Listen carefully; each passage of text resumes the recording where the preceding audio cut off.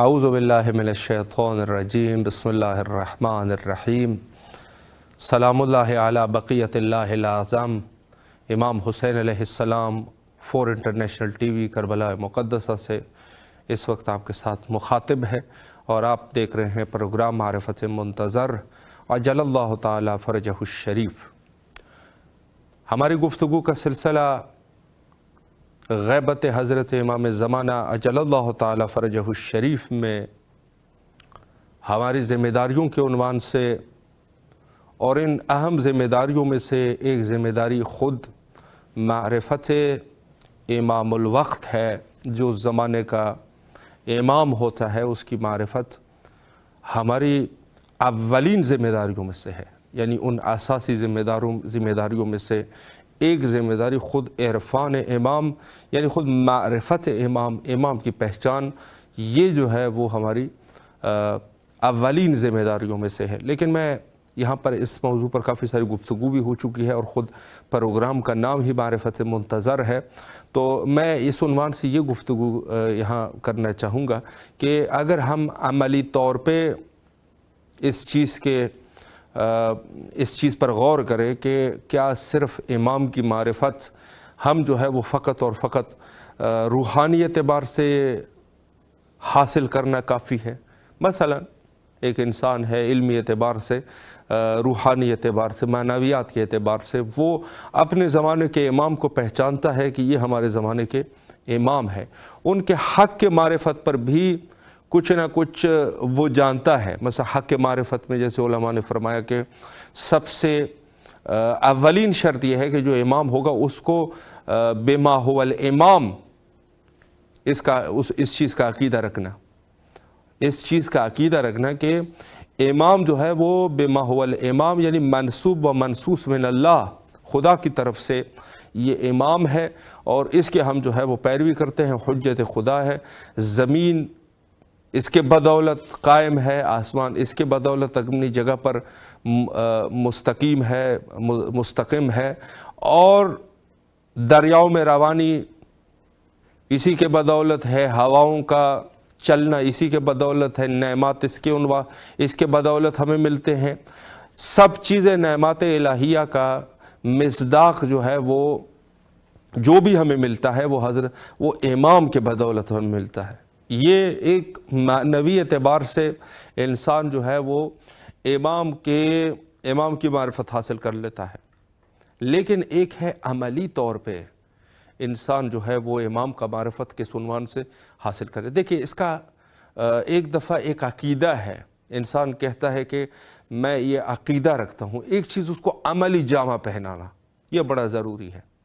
عملی جامہ پہنانے سے مراد یہ ہے کہ ہم جو ہے مثلا اگر روزہ رکھ رہے ہیں تو روزہ فقط اس حد تک نہ ہو کہ ہم ماہ رمضان کے 30 دن بھوک اور پیاس کو برداشت کریں اور بعد میں جب ماہ رمضان ختم ہو جائے اس کے بعد جو ہے وہ نہ روزہ اور نہ ہماری کوئی تقوی نہ پرہیزگاری۔ اس کا مقصد کیا ہے؟ مقصد اس کا یہی ہے کہ یہ عملی طور پہ آپ کے زندگی میں یہ چیزیں آ جائیں، یعنی آپ کو تقوی آپ کے وجود میں آ جائے، یہ حقیقی اس کا قصد ہے ماہ رمضان کا۔ اور اسی طریقے سے دوسری جگہوں پر بھی یہی ہے کہ انسان ایک دفعہ ایک چیز کا عقیدہ رکھتا ہے اور ایک موقع پر جا کے اس کو عملی جامہ بھی پہنانا پڑ سکتا ہے کہ یہ کس طریقے سے ہم اس چیز کا عقیدہ رکھ رہے ہیں، تو اس کا عملی اعتبار سے اس کی کیا حقیقت ہے۔ عملی اعتبار سے بڑا مہم مسئلہ ہے یہ، یعنی خود اگر ہم شہادت حضرت امام حسین علیہ السلام اور آپ کے یاران باوفا و اہل بیت علیہ السلام جو آپ کے ساتھ کربلا مقدسہ میں شہید ہوئے اور مقام حیرہ پر دفن ہو گئے، انہی کی اگر ہم مثال لے لیں، چونکہ ہم کربلا میں ہیں، دیگر مثالیں بھی بہت زیادہ ہیں، تو ہم یہ اس نتیجے پر پہنچ جائیں گے کہ یہ جتنے بھی افراد تھے کیا اس زمانے میں فقط یہی امامت کے قائل تھے؟ یعنی حضرت امام حسین علیہ السلام کے امامت کے قائل فقط یہی شہدائے کربلا تھی، جن کی تعداد زیادہ بھی لکھی گئی ہے، 145 تک بھی لکھی گئی ہے، اور کمتر بھی 100 سے بھی کمتر لکھی گئی ہے، اور عمومی جیسے ہمارے اردو معاشرے میں 72 کی تابوت بناتے ہیں، تو شہداء بہرحال 72 یا ان سے زیادہ تعداد میں، فی ای حال جیسا بھی ہو، لیکن کیا یہ 150 آپ رکھ لیں یا 72 اس کو آپ رکھ لیں، کیا یہی لوگ فقط امام حسین علیہ السلام کی امامت کے قائل تھے؟ جواب آئے گا کہ نہیں، امام حسین علیہ السلام کی امامت کے اس زمانے میں بہت سارے لوگ قائل تھے۔ ان کی تعداد آپ یہ کر سکتے ہیں کہ جب حضرت کی شہادت واقعہ ہوتی ہے تو سلیمان ابن سورد خزائی خود یہاں کربلا آ کے اس کے پاس 4000 لوگ ہوتے ہیں، یہاں پر ماتمداری کا ماحول بنا دیتا ہے اور اس کی قصد کر لیتے ہیں کہ ہم جا کے انتقام خون امام حسین علیہ السلام لیں گے۔ 4000 نفر اس شخص کے ساتھ، سلیمان ابن سورد خزائی، سب سے پہلے خون امام حسین علیہ السلام کے لیے قیام کرنے والی بھی یہی شخصیت ہے۔ 4000 لوگ تھے، توبہ کر لیا اور وہاں پر جا کے پھر گئے ہیں، اور یہاں تک کہ پھر شہید بھی ہوئے ہیں۔ سلیمان ابن سورد خزائی شہید ہو گئے، یعنی پھر بعد میں بہرحال وہ اپنے اس پر ایک موضوع ہے، لیکن میں یہ کہوں کہ اس زمانے میں بھی فقط یہی لوگ نہیں تھے جو امام کے عارفاً بحق ہی امامت کے قائل تھے، بہت سارے لوگ تھے، لیکن عملی جامہ پہنانے والے یہی لوگ تھے۔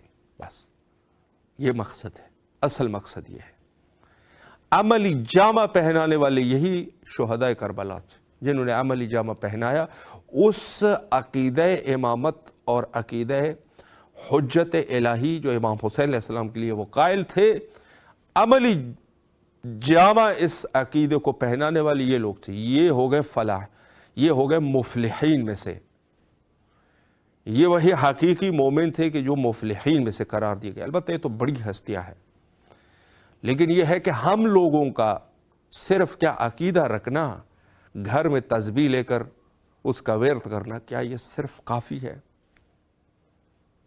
کیا یہی کافی ہے کہ ہم صرف امامت کے عقیدہ اور امام زمانہ اجل اللہ تعالیٰ فرجہ الشریف کے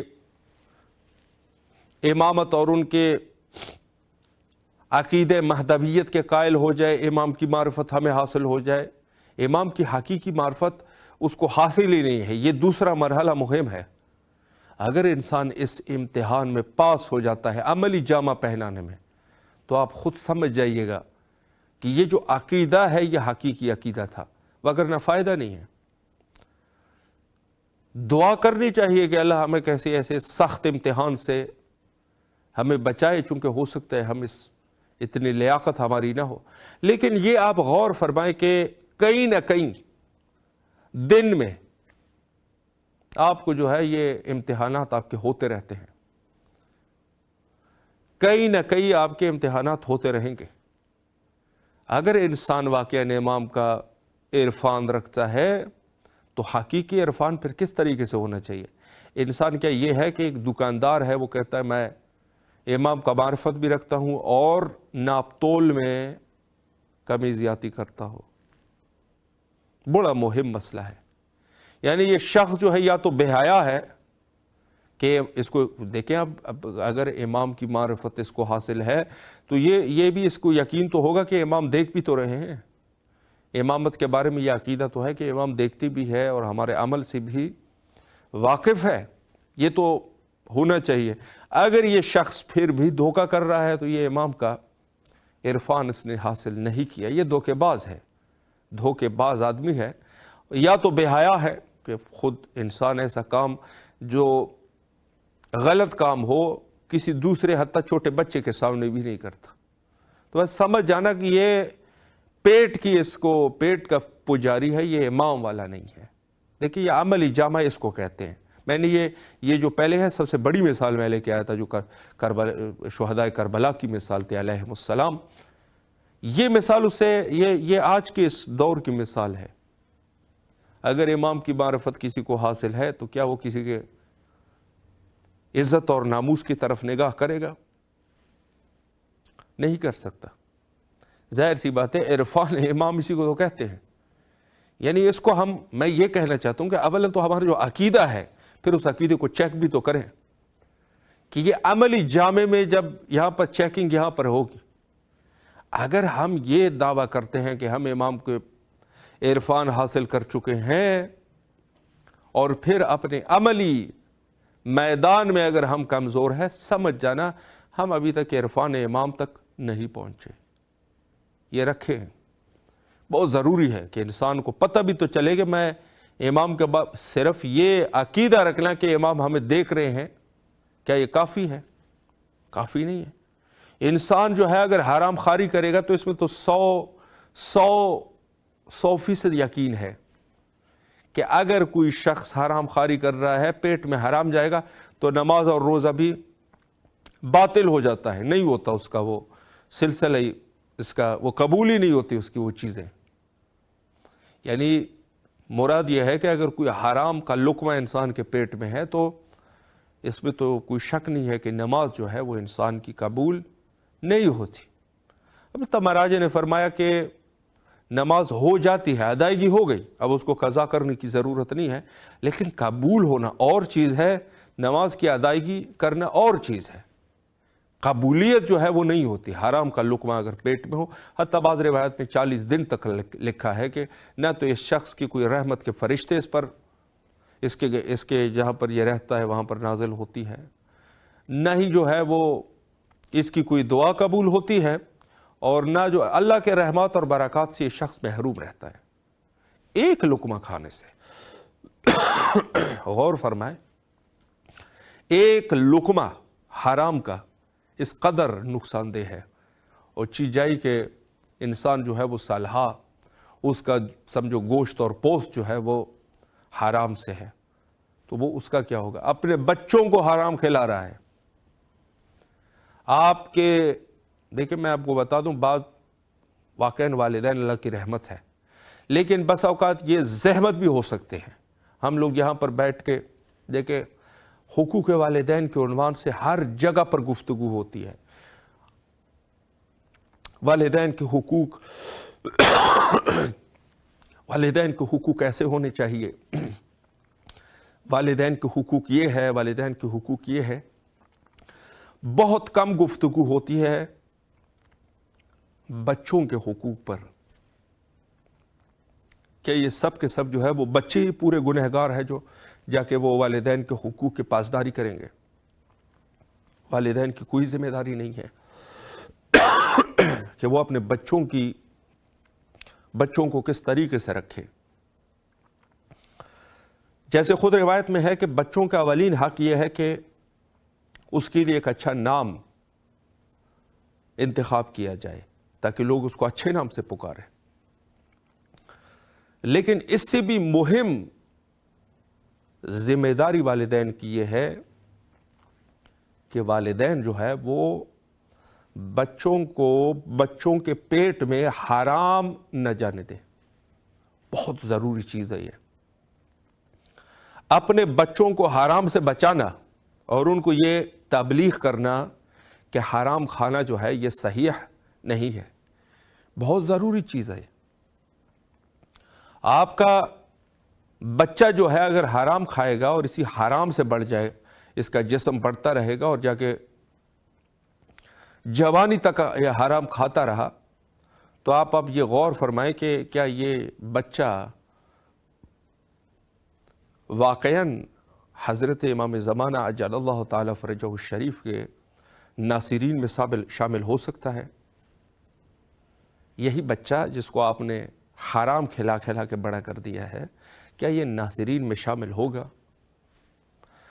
صاف سیدھی سی بات ہے کہ یہ حرام کا کھا چکا ہے، تو اپنے آخری زندگی تک اگر اللہ نے بہرحال اس کی تقدیر کہیں چینج کر دی تو وہ اور چیز ہے، وہ تو ہو سکتا ہے۔ خدا سب چیز پہ قادر ہے اور وہ موقع بھی دیتے ہیں، گنہگاروں کو بھی موقع دیتے ہیں، لیکن یہ ہے کہ آپ نے اپنی طرف سے جتنی خدمت کرنی تھی نا اس بچے کی، آپ نے کر دی ہے۔ آپ کی خدمت میں جو آپ نے ان کو جو بنانا تھا نا، آپ نے کوئی کسرت نہیں چھوڑی، کوئی کسر نہیں چھوڑی، یعنی آپ نے اس کو حرام کھلا کھلا کے بڑا کر دیا۔ اب آپ یہ بتائیں کہ یہ کل آپ جو ہے اپنے آپ کو یہ کہتے ہیں کہ میں امام کا معرفت رکھنے والا ہوں اور بچوں کے آپ کے یہ حال کر دیا، تو کیا یہ عملی طور پہ اندازہ آپ کو ہوگا کہ یہ شخص جو ہے وہ امام کے معرفت اس کو حاصل ہے؟ صرف منہ پہ کہہ رہا ہے، صرف منہ پر کہنا، مثلا دعا کرنا کہ اللہ کرے کہ امام کا جلد از جلد ظہور ہو جائے. ظہور ہو جائے تو اس حالات میں جاؤ گے، اس حالات میں تو آپ کے لیے خود کی مشکل ہو جائے گی. امام تو آپ کو نہیں لیں گے. ظاہر سی بات ہے کہ ہر جگہ پر کچھ نہ کچھ معیار ہوتے ہیں. امام کے پاس سب سے مہم معیار جو ہے وہ خود شریعت رسول اللہ صلی اللہ علیہ وآلہ اور اللہ کے فرامین کی پاسداری ہے. اسی کے لیے تو قیام فرمائیں گے. عدل کو دنیا میں رائج کرنا کس عنوان سے ہے؟ ظاہر سی بات ہے کہ خدا عادل ہے تو وہ عدل کو پسند کرتا ہے، اور اپنے خلیفہ بالحق کے ذریعے سے دنیا کو عدل اور انصاف سے بھر دیں گے. یہ حدیث میں ہے. تو یہاں پہ میں یہ کہنا چاہتا ہوں کہ ہم سب سے پہلے اس چیز کا خیال رکھے کہ جو ہمارا عقیدہ ہے، اور یہ عقیدہ اکثر ہمارے آباء و اجداد اور والدین کی طرف سے ہمیں ہدیے کے طور پہ ملا، ہم لوگ کس قدر یعنی امام کی معرفت رکھتے ہیں. امام کی معرفت اتنی کوئی آسان چیز ہے؟ میرے خیال میں اگر اس میں تھوڑا سا بندہ سوچ لے تو سمجھ آ جائے گی کہ یہ امام کی معرفت کس قدر مشکل کام ہے. امام کی معرفت کرنا یعنی امام کی معرفت جو حق معرفت ہے وہ تو کوئی نہیں کر سکتا، لیکن جتنی ضرورت ہے وہ بھی انسان نہیں کر سکتا. جتنی ضرورت ہے، ضرورت یہ ہے کہ کم از کم حق عرفان یعنی امام کا جو ہے وہ عرفان امام اور معرفت امام اگر انسان کو ہو تو کم از کم جو ہے وہ ایسے. اور پھر یہ ہے کہ ہم لوگ منتظران امام زمانہ اجل اللہ تعالیٰ فرجہ الشریف ہے. انتظار جو ہے ہم کر رہے ہیں، انتظار کرنے والے ہیں. تو کیا انتظار کا یہی تقاضا ہے کہ ہم گناہوں کے ساتھ جو ہے وہ امام کے منتظر ہے؟ گناہوں کے ساتھ تو کوئی فائدہ نہیں ہے. ظاہر سی بات ہے کہ تیاری جو ہے، انسان جب کسی امر کے لیے تیاری کرتا ہے تو ظاہر سی بات ہے تیاری ہونی چاہیے انسان کی. یعنی اگر کوئی مثلاً کوئی لشکر ہے وہ آ رہا ہے، آپ اس کے لیے تیار ہے حملہ بچانے کے لیے، تو آپ کیا کریں گے؟ یہاں پر تیاری کا مقصد جو ہے وہ ظاہر ہے کہ اسلحہ اور ان چیزوں سے انسان جو ہے اس لشکر کے لیے آمادگی کرے گا ان کے مقابلے کے لیے. مثلاً ہر جگہ پر، یا اگر آپ کسی ایسی جگہ جانا چاہتے ہیں کہ جہاں آپ علمی گفتگو کریں تو ظاہر ہے آپ کو کتابیں پڑھنی پڑے گی. مثلا ایک بات ہے، کسی ایک ٹاپک پہ آپ نے گفتگو کرنا ہے تو آپ جا کے اسی ٹاپک کے مطابق کتابوں کو لیں گے اور اس کو پڑھیں گے. ایسے تو نہیں آئیں گے. ہر چیز کے لیے کوئی نہ کوئی انسان کی آمادگی کی ضرورت ہے. آمادگی جو ہے وہ ہونی چاہیے. اگر آمادگی نہیں ہے تو ظاہر ہے کہ وہ شخص جو ہے وہ جھوٹ بھی بول رہا ہے. مثلا ہم جو ہے ظہور امام کی سب سے بڑی آمادگی یہ ہے کہ ہم جو ہے وہ احکام اور امر بالمعروف نہی عن المنکر ان چیزوں کی پاسداری کریں اور ان چیزوں کی رعایت کریں. ظاہر ہے کہ امام نے انہی چیزوں کو امر بالمعروف اور نہی عن المنکر انہی چیزوں کے لیے جو ہے وہ امام نے ظہور کرنا ہے. اور میں یہ عرض کروں کہ خود حضرت سید الشہداء علیہ السلام اور حضرت امام زمانہ اجل اللہ تعالیٰ فرجہ الشریف، ہدف تمام ائمہ کے ایک ہے، لیکن یہاں ایک بڑا گہرا ربط ہے. حضرت امام حسین علیہ السلام نے فرمایا کہ میں اپنے جد کی امت کی اصلاح کرنا چاہتا ہوں، اس کے لیے خروج کر رہا ہوں. تو کیا امام زمانہ اجل اللہ تعالیٰ فرجہ الشریف جب ظہور فرمائیں گے یہی مقصد نہیں ہے کہ انہوں نے اپنے جد کی امت کی اصلاح کرنی ہے؟ جب اصلاح کرنی ہے تو ظاہر ہے کہ وہ ان لوگوں کو اپنے ساتھ رکھے گا کہ جو خود اصلاح شدہ ہو. یہ ضروری ہے کہ ہم ان مسائل پر کوشش کریں. البتہ انسان جو ہے وہ خطا کا بھی پتلا ہے، یہ بھی ضروری نہیں ہے کہ ہم یہ کہیں کہ ہمیں بس معصومیت کے حد تک جانا چاہیے، نہیں، گناہیں ہوتی ہے، یہ حقیقت ہے کہ ہر انسان جو ہے وہ ہمیشہ جو ہے وہ گناہ اور ان چیز کے خطرات ہوتے ہیں، لیکن گناہ کو کیا ہم بے پرواہی کرے گناہ میں، یا گناہ جو ہے اگر ہم مرتکب بھی ہو جائے تو اس پہ پشیمانی کا بھی اظہار کرے۔ انسان جو ہے اگر گناہ پر پشیمانی بھی کر رہا ہے، ناراض ہے، پریشان ہے، وہ کہتا ہے کہ میں گناہ کر چکا ہوں، شرمندہ ہے، تو یہ شخص جو ہے اگر آج نہیں تو کل اس کی اصلاح ہو جائے گی، یہ اصلاح کے لائق ہے۔ ایک دفعہ ایک انسان کا ذہن جو ہے وہ باغی ذہن ہے، گویا کہ ذہنی اعتبار سے اللہ سے بغاوت کر چکا ہے، گناہ کو گناہ ہی نہیں سمجھتا، گناہ کو گناہ ہی نہیں سمجھتا، نماز کو قضا کر لیتا ہے، اس کو کوئی افسوس ہی نہیں ہے، گناہ بھی کر لیا تو اس کو دوبارہ تکرار بھی کرے گا اور ساتھ میں فخر اور مفاخرہ بھی کرے گا۔ یہ شخص جو ہے وہ ذہنی طور پہ اللہ سے بغاوت کر چکا ہے، اس کے لیے مشکل ہے۔